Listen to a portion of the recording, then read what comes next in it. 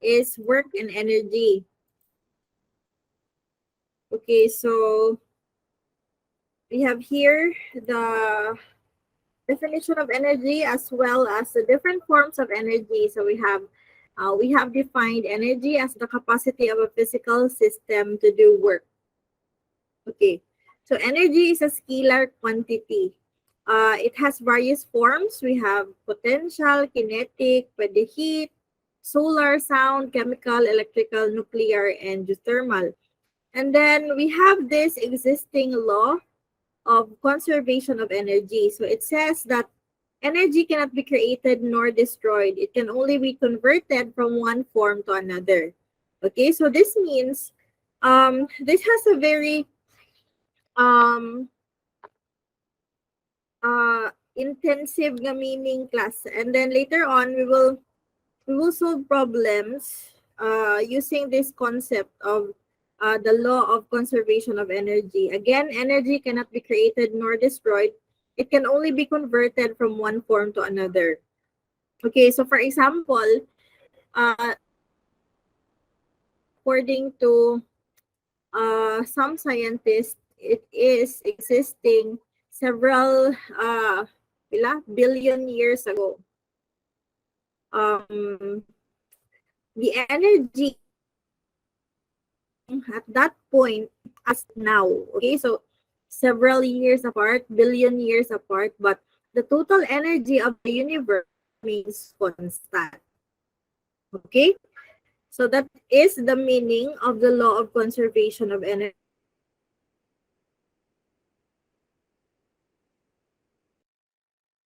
Create nor destroy, convert it from one form to electrical energy. Okay, so the total energy of a system remains constant. So these are forms of energy, the things that we were talking about a while ago. So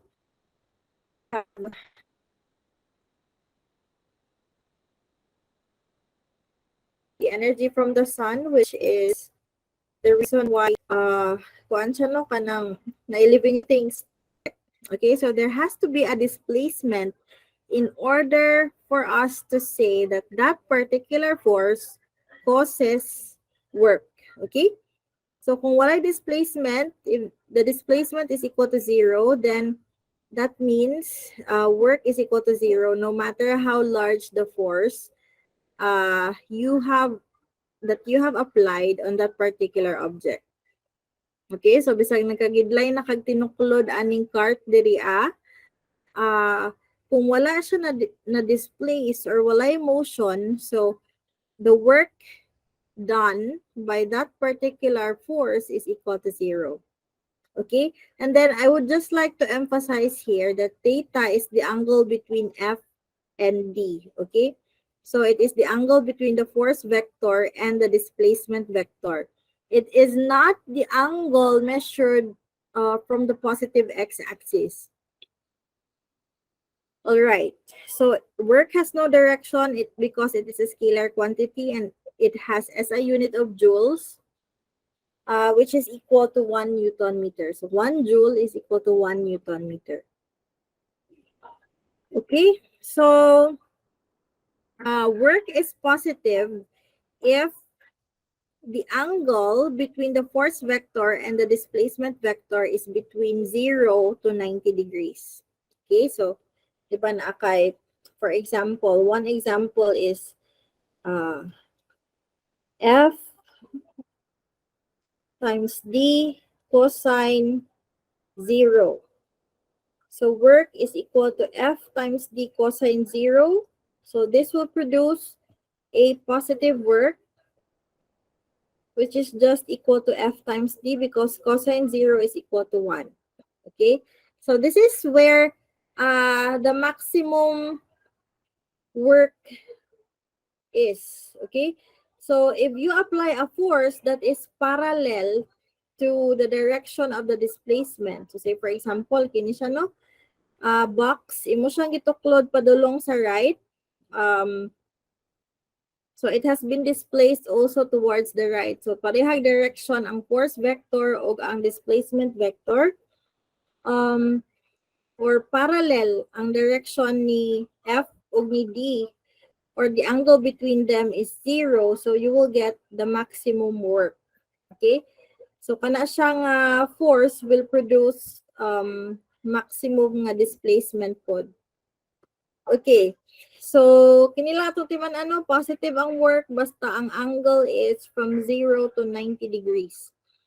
Negative pod ang work if the angle between the force vector and the displacement vector is greater than 90 degrees but is less than or equal to 180 degrees. So suppose, for example, we have a force vector that is going to the left or is directed to the left, and then ang displacement vector kay to the right. Okay? So you have displacement vector. This one is the force vector. The angle between them is 180 degrees. Okay? So let us see.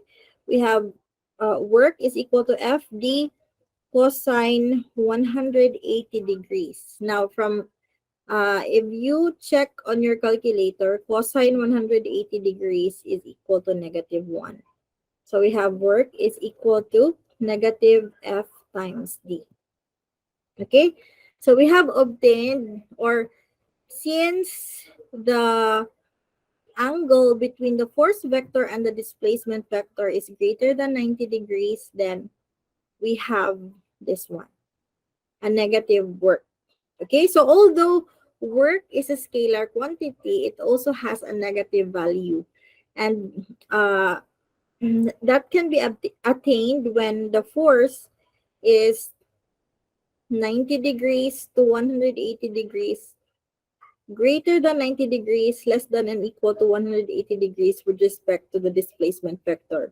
So one good example of force that causes negative work is the frictional force. Okay, so if you can recall in our dynamics class, kung mag-move ang object towards the right, automatic ang frictional force is opposite ang direction sa motion. So the frictional force is actually doing a negative work on the object. Okay? And then, when is work 0? So the work done by a force is equal to 0 if the net force is perpendicular to the direction of the displacement. So the same with this one, na kay force na gi-apply towards the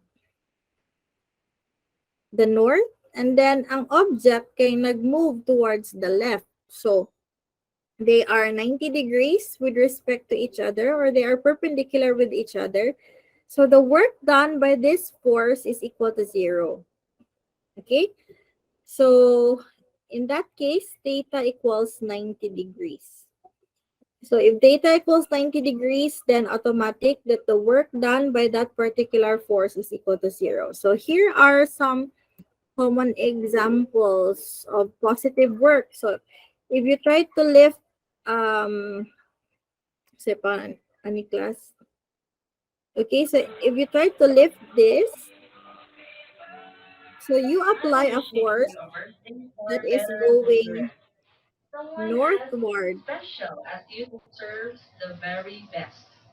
I wish you a day full of wishes and dreams come true, and a year Kindly, full of kindly, love and Miss happiness too. Ara, kindly mute Greetings your from Sir Errol.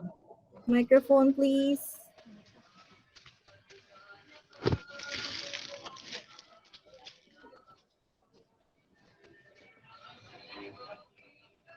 Okay, so these are examples of forces that is doing positive work. So when you are lifting a particular object, so since the object is displaced upward, then this one is Excuse me, doing ma'am. a Wala ko itong positive. baga-baga.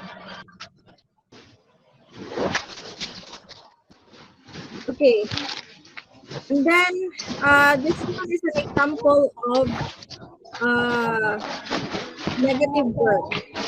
So Parang mo aside na. from Nagkakit ito ba ito?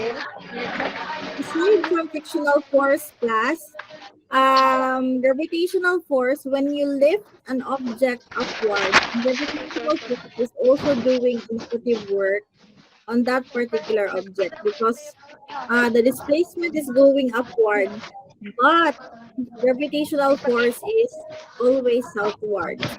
Okay, so we can say that gravitational force is doing a negative work on any object that is being lifted.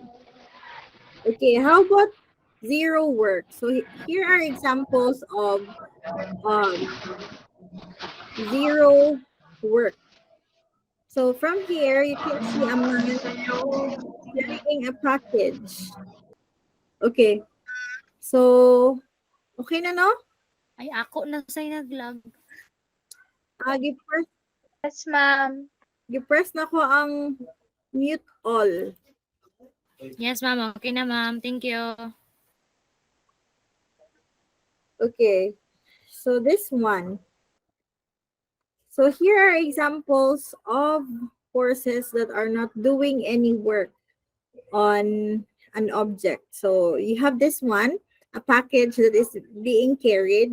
So suppose for example, this is heavy, but this the force that is being exerted by this man is not doing any work on the package because as you can see, as the man walks padulong diri, for example, kini pong package kay padulong diri.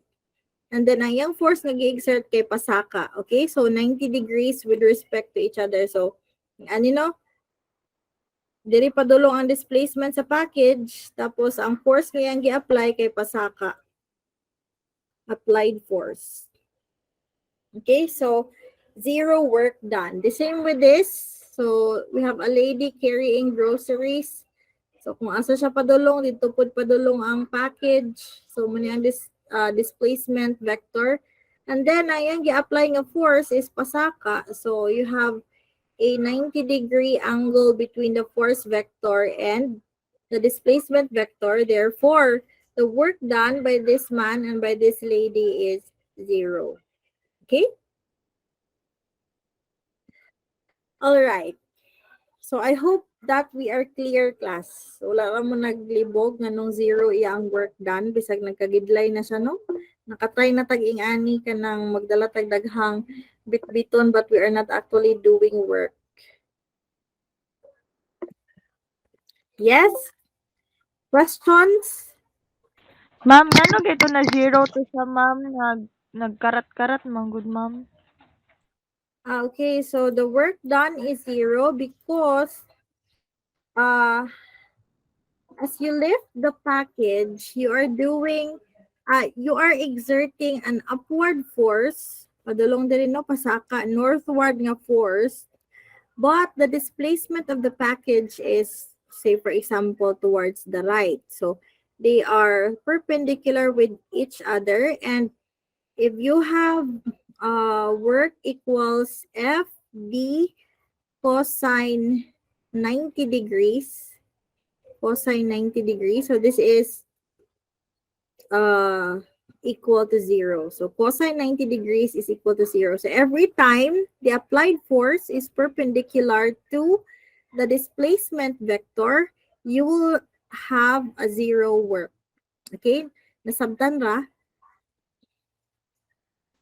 Yes, ma'am. Okay. Very good. So the total work. So how do we determine the total work? Now, we know that kung naa ka isa ka system, bisag galingkod lang na siya nga system class or nagpundo ra na siya nga system. Say for example, kanang sa table gani no kanang butang na to sa table. So naani siya duha ka forces acting on this. We have the normal force and we have the gravitational force. Okay, so if there are several forces acting on a body, we can actually get the total work done by all the forces. And we can just use this equation. So, for example, naiduha ka forces acting on the body. So, we just have to sum up the work done by the normal force and the work done by the gravitational force. Okay, so you have this one. We will have example for this after adding a slide class. Okay, so work is also related to the changes in the speed of the body. So for example, if the total work, if you sum up the work done by the forces, so if the total work that we obtain is positive or is greater than zero, then this means that the object is speeding up. Okay, so nipaspas ang iyang motion. But if the total work done on the object is less than zero or negative, then the object is slowing down. And if the total work is equal to zero, that means the object maintains the same speed. So it is either at rest or in uniform motion. So the object is in equilibrium. So pwede nag-move siya at uniform velocity or at rest siya. Okay? Now, consider a net force acting on an object which is in the same direction as the object's displacement. So, in any class, ang iyaang motion kay padulong sa right, ang iya pong force nga gi-apply kay padulong sa right. Meaning to say, the same og direction ang force ug ang displacement vector. Okay, so ang theta nato is equal to 0 ani nga case. Kung parallel gani, parallel F and D, this means theta is equal to 0. So parehas lang direction, theta is equal to 0. So you have FD cosine theta or cosine 0 is just equal to F times D. And we know from Newton's second law of motion that force is equal to mass times acceleration. So you have, instead of using FD, so the total work can be obtained by multiplying the mass, the acceleration, and the magnitude of the displacement. Okay, so this is another definition of work. Aside from the dot product of force and the displacement vector, you have the total work can also be obtained using this equation. M times A times D. Okay, so before we proceed to kinetic energy, we will have this one. So we have this problem. We have an inclined plane, say for example, that is inclined by an angle of inclination equal to 30 degrees. And then you have here an object. Say for example, this is a 2-kilogram object that is attached by a rope. Okay, so it is being pulled in this direction by this rope. Okay, and then suppose that this is a rough surface with mu equal to 0.2. Okay, so ganun ni si mu, this is the coefficient of friction between this surface and kini siya. For example, kini nga block surface aning bottom part ani ang block. Okay, so now since it is being pulled from here by the rope, so kini siya nga object class kay na displaced by an amount equal to, say for example, 2 meters. Okay, so upon pulling it,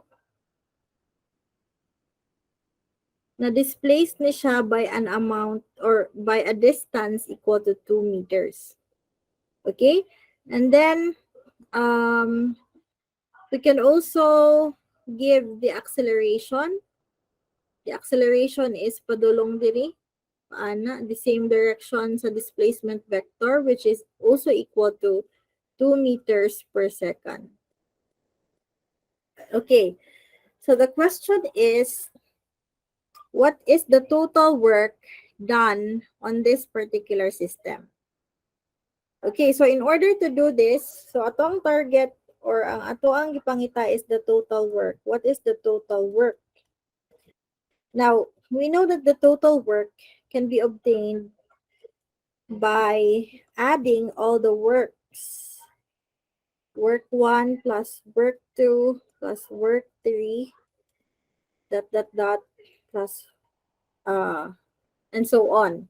Okay, now in order to know the or in order to solve work 1, work 2, work 3, and so on, we need to know the forces acting on the block. Okay, can you help me identify the forces acting on the block? Tension, ma'am. Okay, tension, very good. So tension that is directed padulong diri no, the same parallel sa angle sa inclined plane. And then what else?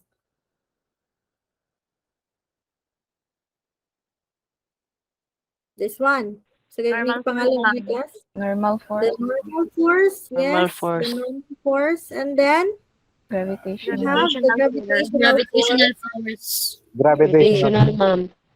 All right. And since the surface is rough, then we have frictional force that is always opposite to the direction of motion. So you have here the direction of the frictional force. Okay? So first, we can make a free body diagram out of this para mas ma-visualize nato. And then, the same with our previous trick sa dynamics class. Ato ni siyang himuon nga x-axis. So, kining slope nga part or kining naka-incline nga part, ato na siya ang himuon nga x-axis. Okay? So, the free body diagram will look like this. Okay? So, you have the normal force, which is directed along the positive y. And then, you have, so many siya class. This is the tension, which is along the positive x, friction along the negative x, and then the gravitational force kay na siya sa third quadrant. Okay? Now, if this is 30 degrees, if the angle of inclination is 30 degrees, then this is also 30 degrees here. Okay, now the challenge now is to get all these forces para magamit siya nato sa, for example, na-identify na nato tanang forces class. Okay, so we can rewrite this. Ang work total di is equal to the work done by the normal force plus the work done by the gravitational force plus the work done by tension plus the work done by the frictional force. Okay, so since we have 4 forces here, then naapod tayo upat ka components of work or naapod tayo, upat ka terms diri. Nakuha ninyo? Okay, so I hope so. And then, now, kuhaan din nato tagsa-tagsa ang kining mga work done by the normal force, work done by the gravitational force, work done by tension, and work done by the frictional force.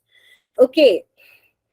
So, as you can see here, ang imo ang displacement kay padulong pud siya diri no.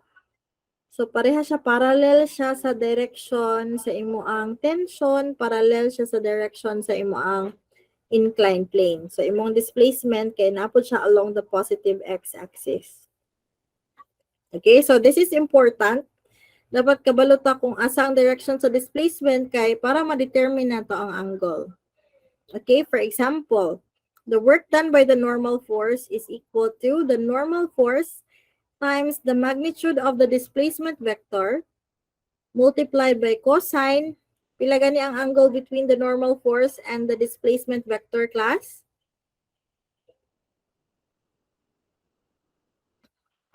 Nine 30, ma'am.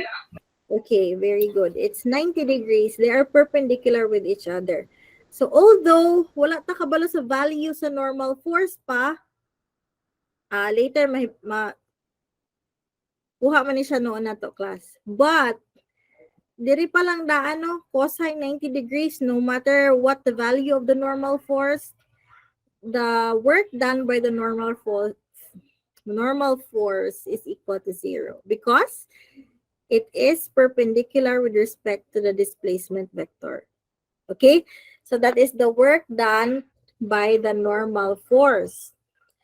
Now, in order to get the value of the normal force, the frictional force, tension, and as well as the gravitational force, we need to use atong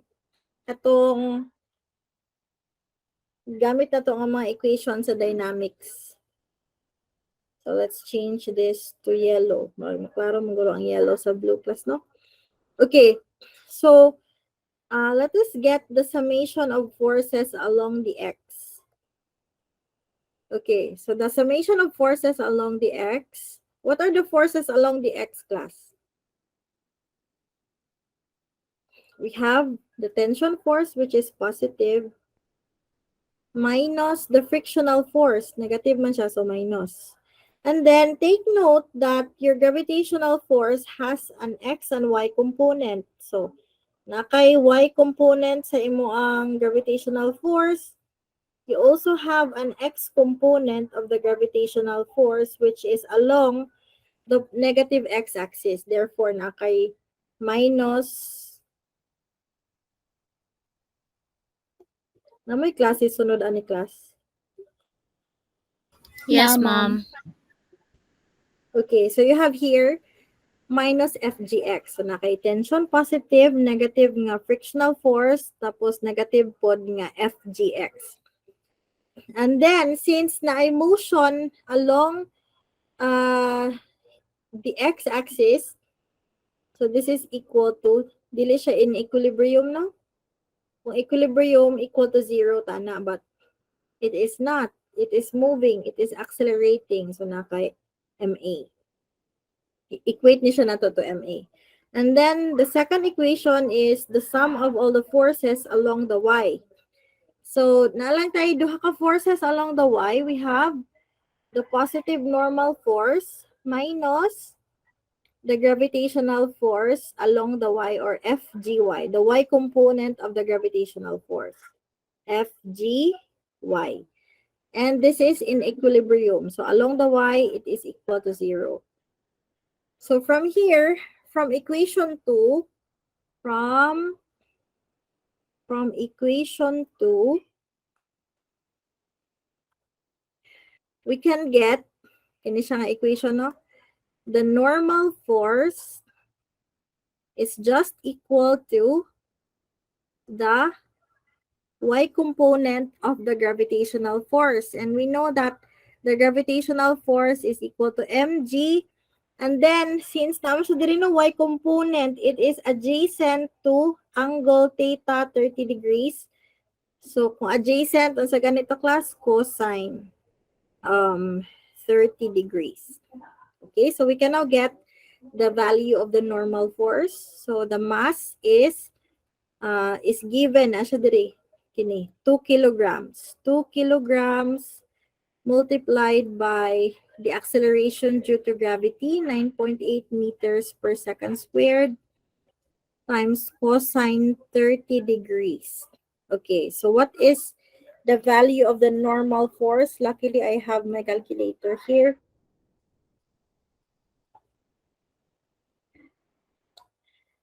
So it's 16.97 newtons.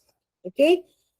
So again, bisan pag unsa gani ni kadako si normal force class, the work done by the normal force is equal to 0 because it is perpendicular with respect to the displacement vector. But we will use this to find the frictional force because if you can recall, hopefully kay wala pa gyud siya ninyo nalimti class, sa ganito equations of frictional force, to solve for the frictional force, Okay? So frictional force is equal to mu times the normal force. So we are given with mu. We have obtained the normal force. So we can get friction. So you have 0.2 multiplied by the normal force is 16.97 newtons. So we will get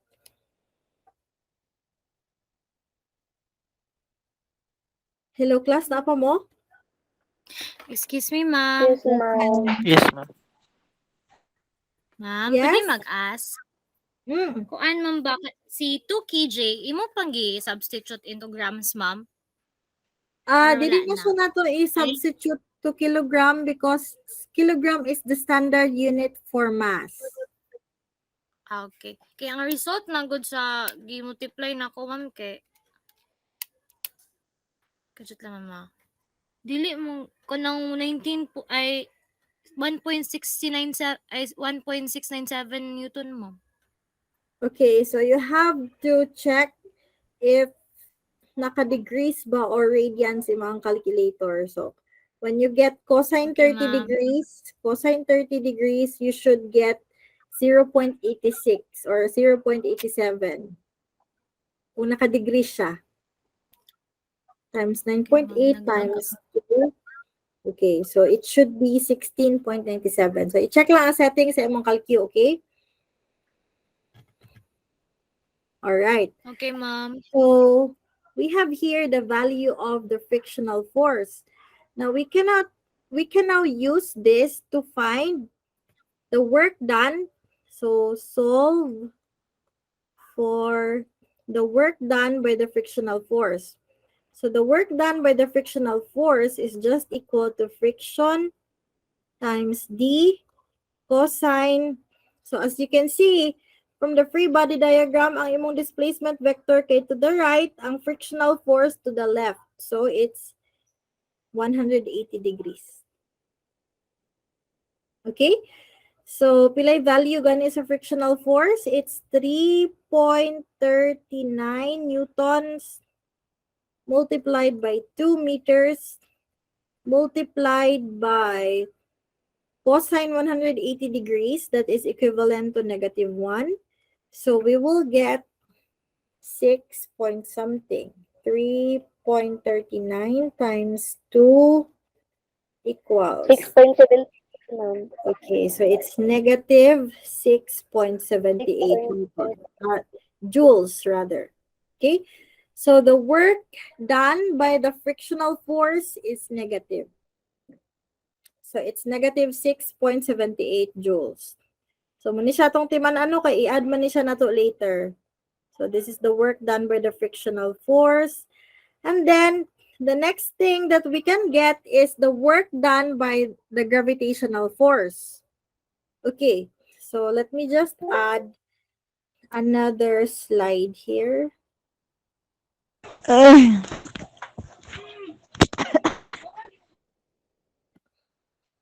Undangan ako ninyo class ako na ninyo teacher. Okay, so for the work done by the gravitational force, we must get first to solve for F sub G. We have this one. So F sub G is equal to, we know this, mass times the acceleration due to gravity. So this is the weight of the object.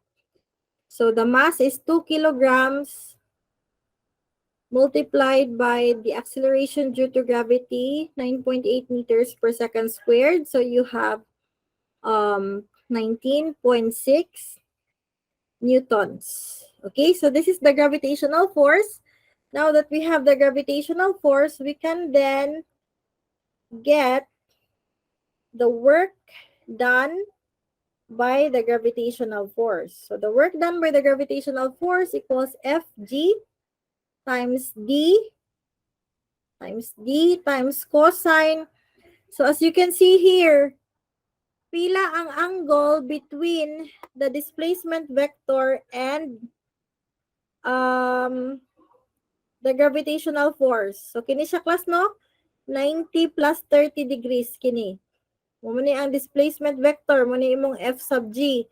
So, imo lang ning i-add. Okay? So, 90 plus 30 degrees, that is 120, ma'am. 120. 120 degrees. Nakuha ninyo? Again, ang Yes, imong ma'am. angle class, dili siya nato i-measure counterclockwise from the positive x-axis, but you have to measure the angle between the force vector and the displacement vector. Okay? So, you have 19.6 newtons times 2 meters multiplied by cosine 120 degrees. Now, expectedly, we will get a negative work because ang atong theta is greater than 90 degrees. 19.6 times 2 times cosine 120 degrees. So, this is, Negative 19.6. okay, so negative 19.6 joules. All right. And then, lastly is the work done by tension. Now, wala ta kabalo kung unsay value ni tension class, but we can get it using equation 1. So, nakaingan nino equation 1. Na nakay value sa F, pwede po na to makuha ang FGX. I-equate lang din siya nato sa MA. Okay? So, to solve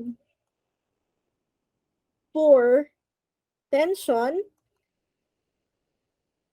use equation 2. So, from equation 2, nakay tension minus friction minus FGX equals MA.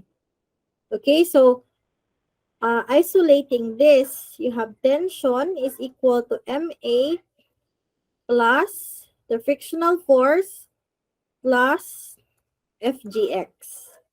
Okay, so you have, ilagan itong mass, 2 kilogram. Ang acceleration pag class is also 2 meters per second squared. Okay, balikan daw na to kung 2 meters per second squared ba to? Yes, it's 2 meters per second squared.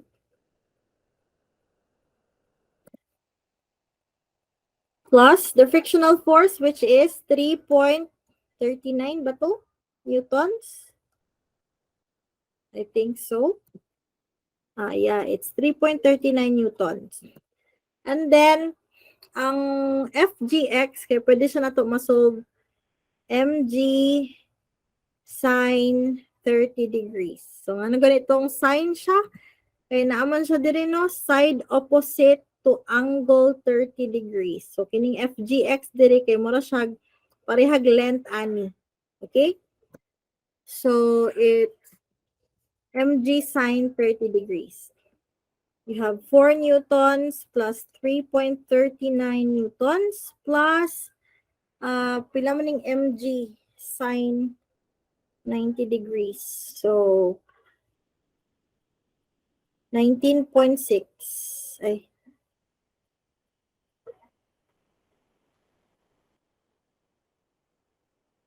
Nasa class. Mass is 2. G is 9.8. And then sine 30 degrees dayon. Sine 30 degrees. Okay. So, 2 plus times 9.8 times sine 30 degrees. Okay, so it's 9.8. Sine 30 degrees is 1/2. So you have 4 plus 3.39 plus 9.8. So you have, pila man ni siya class? 17? Okay, so the tension force is 17.19 newtons. Now that we know the tension, so we can then solve for the work done by tension. So you have tension times the displacement, the magnitude of the displacement, cosine. So from the free body diagram, we can see that the tension is parallel with the displacement vector. Therefore, the angle between them is 0. Okay, so cosine 0 equals 1. So we will just get T times D. So 17.19 newtons multiplied by the displacement, the magnitude of the displacement. Okay, so we get 34.38. Now the total work.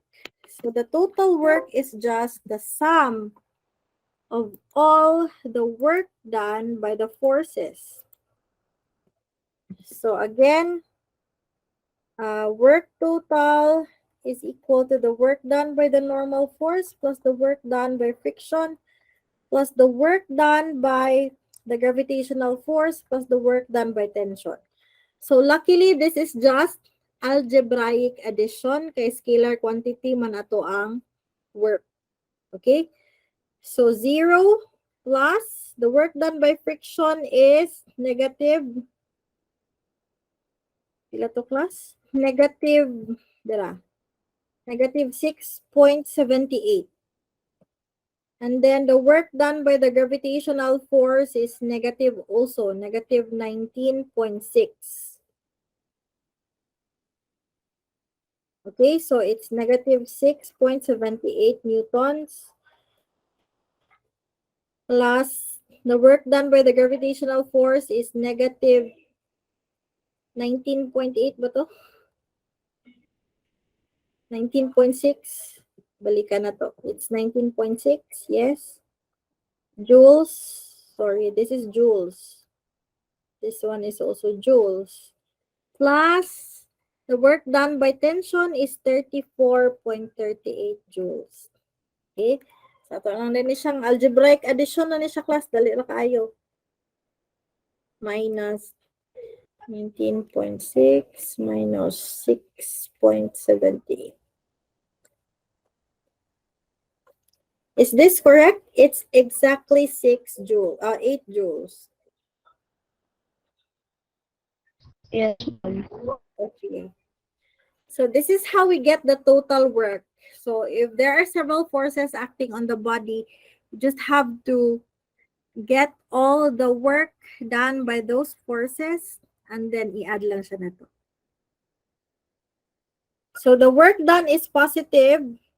This means that sa ganito, ang speed sa object, speed is increasing or the speed increases. Diba? Mamantoy ingon ka ganina, pag positive ang total work done, meaning to say, the speed of the object increases. Okay. So I hope we have more time, class, to discuss this one. Basig dili mo magklase. Mag-reporting niya karon ma'am. Mag-reporting dahil mo. Sige, sige. Ano na ang subject? CPC Philippine ma'am. culture. Okay, so we will continue this in the next meeting na lang. Muli paghapon mo, ana. Wednesday na paghapon mo sa inyo ang balay.